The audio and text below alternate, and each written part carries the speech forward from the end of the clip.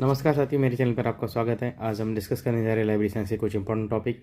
तो कुछ question discuss करेंगे, देखते हैं। The word library derive from the Latin word liber. Library का मीनिंग है book. The word for library in German, Russian, Romance language originate from Latinized Greek bibliotheca. तो ये दोनों स्टेटमेंट हैं, क्या ये दोनों सही है? बिल्कुल सही है। लाइब्रेरी एक डिराइव कहाँ से हुआ है? लैटिन वर्ड से डिराइव हुआ है, और जिसका लैटिन वर्ड है लाइबर, और ये लाइबर का मतलब है बुक। ठीक है। The word for library in German, Russian या रोमानिया, ये रोमानिया वर्ड है, लैंग्वेज ओरिजिनेट फ्रॉम लैटिनाइज ग्रीक बिब्लियोथेकिका, और बिब्लियोथेकिका का मतलब भी बुक होता है। ठीक है, तो दोनों स्टेटमेंट सही है। Who is credited with inventing paper in 105 AD? तो इसका आंसर है काई लुएन। और कमेंट में ऑप्शन करिए कि ये काई लुएन किस कंट्री से था। अब देखिए, ये consortia, open consortia, close consortia, centrally funded consortia, national level consortia, इसका मैं आपको बताने जा रहा हूँ कि ये मैच द फॉलोइंग है। इसका ऑप्शन देख लेते हैं। देखिए, ए का है बी, यानी कि ओपन कंसोशिया, यानी कि library are free to join, बिल्कुल फ्री है ज्वाइन करने के लिए, छोड़ने के लिए भी फ्री है, free to join and leave, usually focusing on specific subject area. ठीक है। अब टू का है डी, close consortium form by coalition, affiliation and collaboration among exclusive member libraries. ठीक है। और three, centrally funded consortia, centrally funded मतलब है manage by parent body responsible for funding. Okay. Four है नेशनल लेवल कंसोर्शिया, ये है consortia developed at the national level including libraries from one countries. Consortia developed at the national level, जो consortia national level पर develop करे जाते हैं including libraries from one country.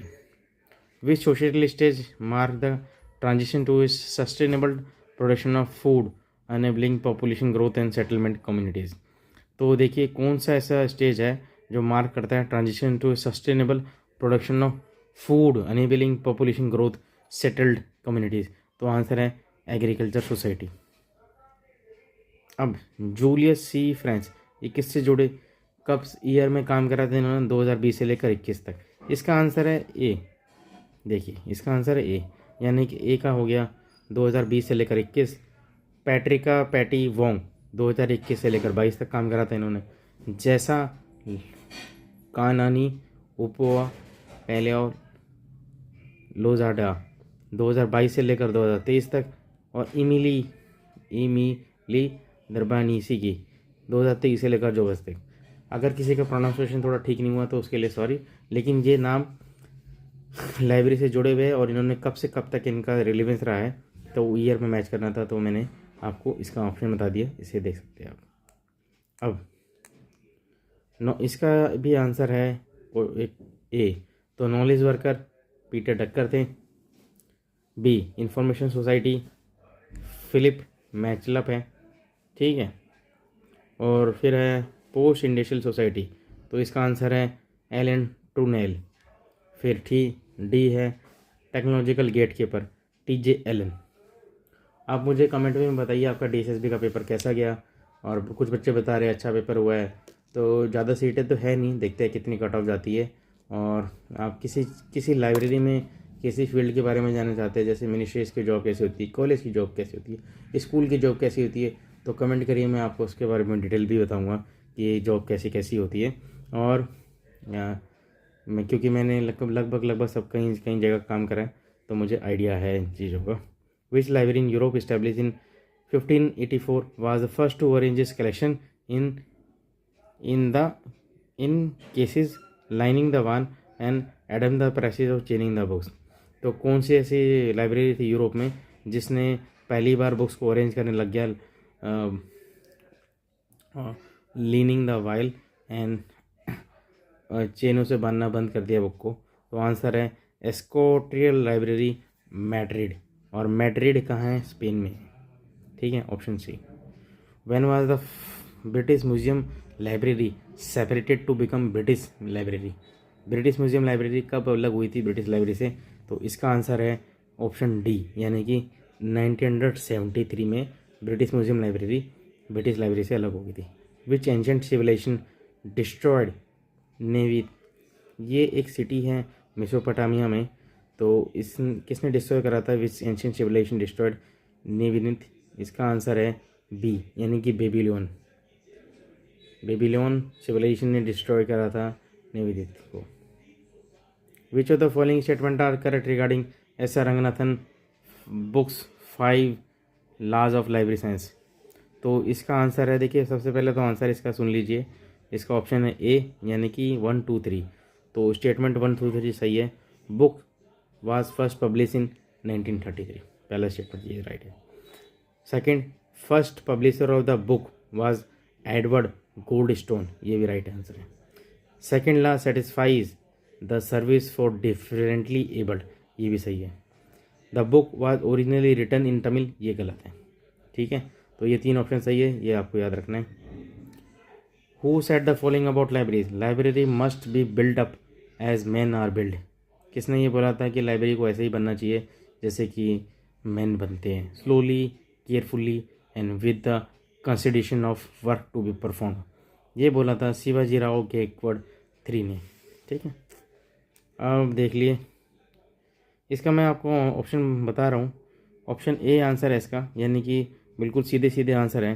तो देख लेते हैं।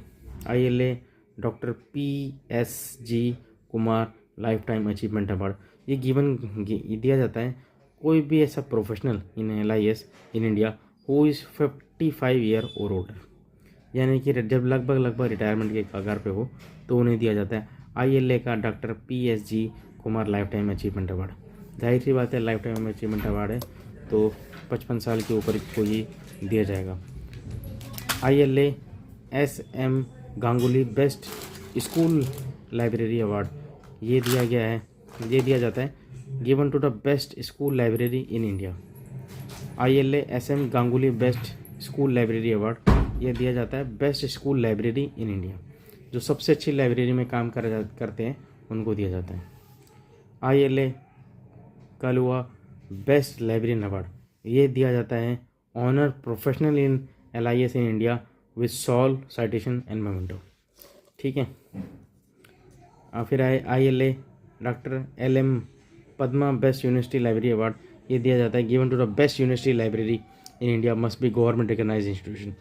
बेस्ट यूनिवर्सिटी लाइब्रेरी को दिया जाता है, लेकिन वो यूनिवर्सिटी लाइब्रेरी गवर्नमेंट होनी चाहिए या फिर गवर्नमेंट से रिकग्नाइज होनी चाहिए। ILA PV Varghese award given to the best paper publish in the journal of LIA, यानी कि इंडियन लाइब्रेरी एसोसिएशन में बेस्ट पेपर अवार्ड दिया जाता है PV वर्गीस अवार्ड को। ठीक है, अब आगे चलिए। Anglo American cataloguing rule developed by, देखिए 1978 में हुआ था AAC-R2, developed by ALA British library Canadian committee on cataloguing library association UK and the library of Congress, इन सब ने मिलकर बनाया था। ये देख लीजिए, ये पहली बार एडिट हुआ था AAC-R2, edited by Michael Gorman and Paul W Winkler ने इसको एडिट करा था। डिवाइडेड 2 पार्ट में डिवाइड होता है, एक पार्ट 1 होता है डिस्क्रिप्शन, पार्ट 2 होता है एंट्री और हेडिंग। ये an abbreviated version concise AAC-R2 was publish in 1981। ये Anglo American cataloguing rule AAC-R2 1988 में हुआ था। इंडेक्स कंप्लाइड बाय KGB बालीवेल और 3 लेवल ऑफ डिस्क्रिप्शन होता है AAC-R2 में। ठीक है, रिसोर्स डिस्क्रिप्शन एक्सेस इसका AAC-R2 का सक्सेसर है, यानी कि आगे आने वाला जब इसको रिप्लेस करेगा, AAC-R1 को AAC-R2 ने रिप्लेस करा था, AAC-R2 को RDA रिप्लेस करेगा। और ये कब आया था RDA? 2010 के अंदर आया था। ठीक है, सक्सेसर लिखा भी है, successor to AAC-R2 led by RDA steering committee RSC। The term heading is replaced by access point, it consist of 10 section with 37 chapter, 12 appendix, glossary, index, ये सब होता है RDA में। ठीक है, अब देखिए प्रिंसिपल ऑफ फेसेट सीक्वेंस में कौन कौन से प्रिंसिपल आते हैं, ये पेपर में पूछा जाता है। वाल पिक्चर प्रिंसिपल आता है, ऑर्गन होल ऑर्गन प्रिंसिपल आता है, काउ हाफ प्रिंसिपल आता है और act action actor tool principle आता है। ऐसे ही ये सारे प्रिंसिपल मैं एक्सप्लेन करूँगा नीचे। प्रिंसिपल ऑफ हेल्पफुल सीक्वेंस में क्या आता है? Chronological sequence, evolutionary order, principle of spatial contiguity, principle of quantitative measure, principle of increasing complexity, literary warrant principle और कैनोलॉजिकल सीक्वेंस, अल्फ़ाबेटिकल सीक्वेंस। ठीक है, अब ये देख लीजिए ये नंबर किससे रिलेटेड होता है इसमें। ऑप्शन ए का है 4, 2 यानी कि 2 डायमेंशन से रिलेटेड होगा। ये देखिए 2 लिखा है ना यहाँ पे, तो ये 2 डायमेंशन से रिलेटेड होगा। Plane, morphology, constitution. बी का है 2 यानी कि 4 है heat, pathology, disease, transport, synthesis, salt. 6 का है 3 यानी कि सटल, माइथेरिज्म, मनी, फाइनेंस, इवोल्यूशन। ठीक है। 7 का है 1 यानी कि personality, ontology, holism, value and public finance. ये भी कुछ मिनोमनिक्स है जो हमें याद रखने चाहिए लाइब्रेरी साइंस की फील्ड में। ठीक है, 2 ध्यान रखिए आप, 2 डायमेंशन से रिलेटेड होता है और 7 होता है पर्सनैलिटी से रिलेटेड, तो ये आपको पता होना चाहिए। ठीक, अब आगे चलते हैं। What are the properties of knowledge? Knowledge की क्या प्रॉपर्टी होती है, ये सब इसके ऑप्शन है, लेकिन इसका आंसर देख लेते हैं। सी है इसका आंसर, यानी कि ABD। तो नॉलेज होता है इट इज़ इनएग्जॉस्टिबल, कभी ख़त्म नहीं होती नॉलेज, और नेवर एंडिंग, कभी ख़त्म नहीं हो सकती। It originate from both physical and social environment, ये ओरिजिनेट होती है फिजिकल और सोशल एनवायरनमेंट में से। ठीक है, और ऑप्शन डी भी, it depend upon human perception and sense organ, ये ह्यूमन परसेप्शन पे डिपेंड करता है एंड सेंस ऑर्गन पे। In which year did library of Congress initiate annotated card programme? Library of Congress ने एनोटेड कार्ड प्रोग्राम कब शुरू करा था? 1965 में शुरू करा था। Cataloguing cultural object CCO published by, किससे पब्लिश हुआ था? कैनोटेड कैटलॉगिंग कल्चरल ऑब्जेक्ट, ये पब्लिश हुआ था ALA, अमेरिकन लाइब्रेरी एसोसिएशन द्वारा पब्लिश हुआ था। अब देखिए ये स्टेटमेंट है, इसमें से कौन सी सही है? तो इसमें फर्स्ट और 3 स्टेटमेंट सही है। पहली स्टेटमेंट में लिखा है कि pure notation use is only 1 type of symbol, या तो उसमें नंबर होगा या लेटर होगा, ये बिल्कुल सही बात है। दूसरा स्टेटमेंट एक लिखा है mix notation is a combination of letter and numerical in classification sequence, तो ये भी बिल्कुल सही है। मिक्स नोटेशन में न्यूमेरिकल्स और लेटर दोनों मिक्स हो जाते हैं, इसलिए वो मिक्स नोटेशन होता है। ठीक है, तो इसका आंसर देख लेते हैं। इसका आंसर है B, first and second statement हमारा सही है।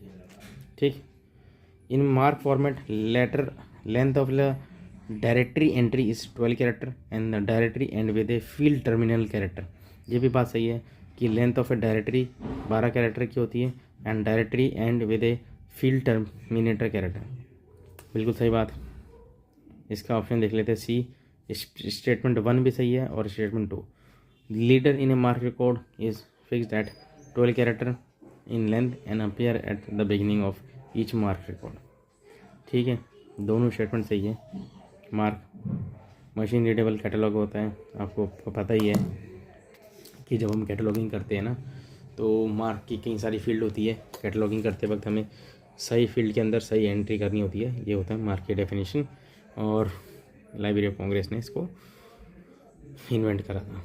ठीक है, देखिए अब अगला क्वेश्चन देखिए, इसका आंसर है ए, यानी कि introduction to cataloguing and classification, ये लेके आए थे Arlene G Taylor. Indexing from A to Z, ये हंस H विल्सन लेके आए थे, Wellisch. Introduction to cataloguing and classification Arlene G Taylor लेके आए थे। Indexing from A to Z Hans H Wellisch लेके आए थे। मेटा डाटा एक cataloguer primer Richard P Smiraglia लेके आए थे।